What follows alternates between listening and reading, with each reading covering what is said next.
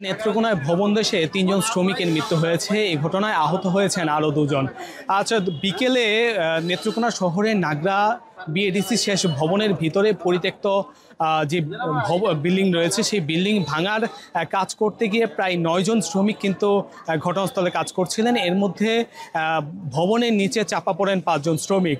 স্থানীয় প্রত্যক্ষদর্শী সূত্রে আমরা যেমনটা জানতে পেরেছি, বিকেলে একেবারে শেষ ভাগে ভবন ভাঙার কাজ প্রায় শেষের দিকে এসে হঠাৎ ভবনটি ধসে যায় এবং ভবনের নিচে কিন্তু কয়েকজন শ্রমিক চাপা পড়ে। খবর পেয়ে ফায়ার সার্ভিসের কর্মীরা উদ্ধার তৎপরতা শুরু করে এবং ভবনের নিচ থেকে প্রায় ৫ জনকে কিন্তু তারা উদ্ধার করে। এর মধ্যে ঘটনাস্থলেই ৩ জনের মৃত্যু হয় এবং গুরুতর আহত অবস্থায় ২ জনকে ময়মনসিংহ মেডিকেল কলেজ হাসপাতালে কিন্তু প্রেরণ করা হয়েছে।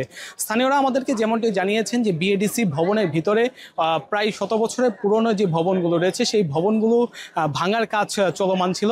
স্থানীয় ঠিকাদারের মাধ্যমে এই ভবনগুলো ভাঙা হচ্ছে এবং যে ভবনগুলো আসলে আজকে ধসে পড়েছে, সেই ভবনগুলোতে কিন্তু পুরাতন মালামাল এবং যন্ত্রাংশ কিন্তু রাখা হয়েছিল এবং এই ভবনের জায়গাতে নতুন করে ভবন নির্মাণ বা অন্যান্য কাজের প্রস্তুতি নিচ্ছিলেন কিন্তু এই সেচ ভবনে যারা রয়েছেন, তেমনটাই কিন্তু আমাদেরকে জানিয়েছেন।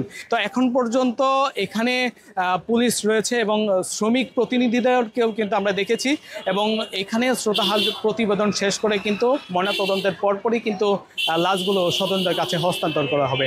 তো এই ছিল আমার কাছে নেত্রকোনা থেকে এই মর্মান্তিক ঘটনার সর্বশেষ।